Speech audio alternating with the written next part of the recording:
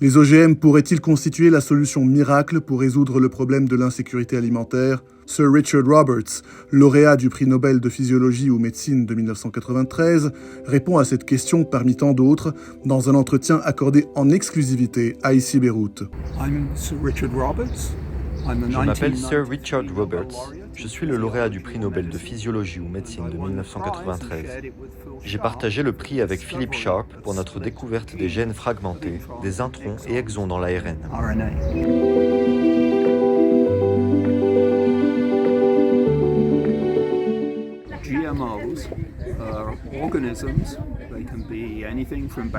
Les OGM sont des organismes qui peuvent être des bactéries, des plantes ou même des humains. Je m'intéresse surtout aux plantes génétiquement modifiées, c'est-à-dire dont le génome a été remanié pour y introduire de nouvelles caractéristiques qui les rendent plus rentables.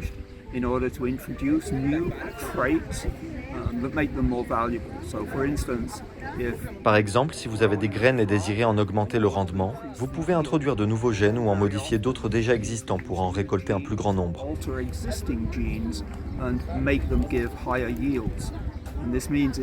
C'est une avancée importante qui permettra aux pays en développement d'améliorer leur rendement.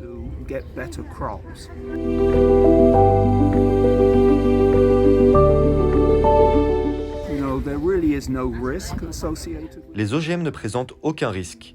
Nous modifions des organismes depuis plus de 30 ans. Jusqu'à aujourd'hui, aucun accident n'a eu lieu. Nous ne craignons pas une chose pareille, puisque la façon dont nous modifions ces organismes est assez précise. Nous introduisons les gènes l'un après l'autre. Nous connaissons bien chaque gène. Cette technique est différente de la production classique qui consiste à faire plusieurs changements et à en choisir un, sans pour autant savoir qu'est-ce qui a mal fonctionné.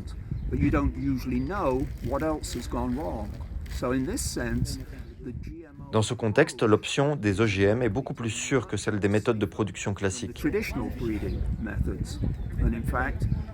Effectivement, au fil des années, ces méthodes ont causé plusieurs problèmes, contrairement aux OGM.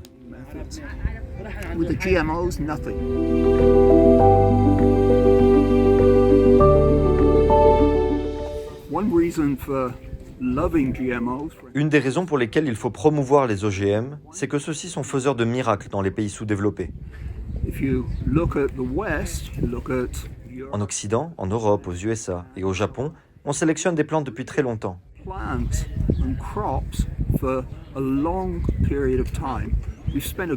On a consacré des sommes considérables à la sélection et l'amélioration des plantes dans le monde occidental. Or, cela n'a pas été fait dans les pays sous-développés, en Afrique, en Amérique du Sud et en Asie.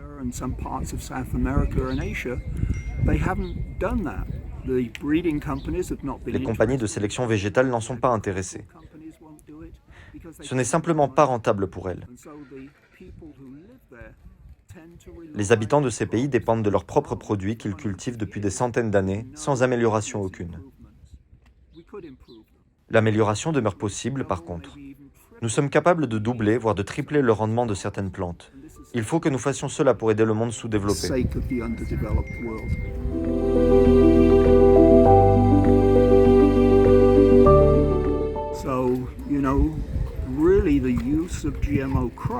Le recours aux OGM pourrait être bénéfique pour quasiment tous les pays du monde. Dans chaque pays, il y a des plantes que les peuples souhaitent multiplier et consommer. Il y a toujours moyen d'améliorer ces plantes au cas où celles-ci n'ont pas été génétiquement modifiées.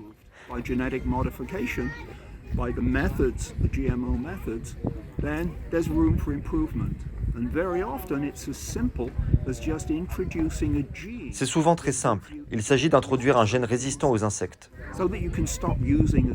Cela permettra de limiter le recours aux pesticides qui polluent l'environnement. Les plantes peuvent produire leurs propres pesticides pour empêcher les insectes de proliférer.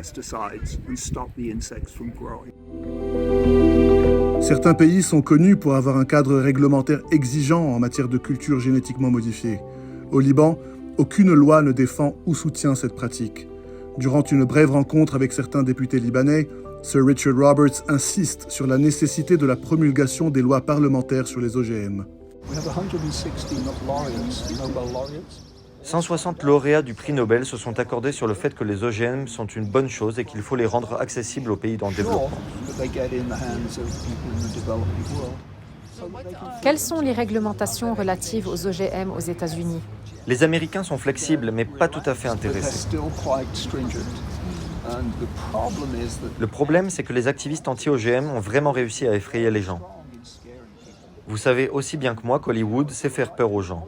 Une fois que vous avez peur, il sera très difficile de vous rassurer, de dire « Non, ce n'était pas notre intention, ce n'était qu'un film que nous avons fait ».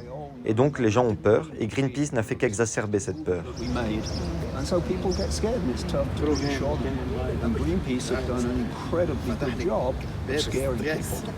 Les OGM sont donc très réglementés aux États-Unis?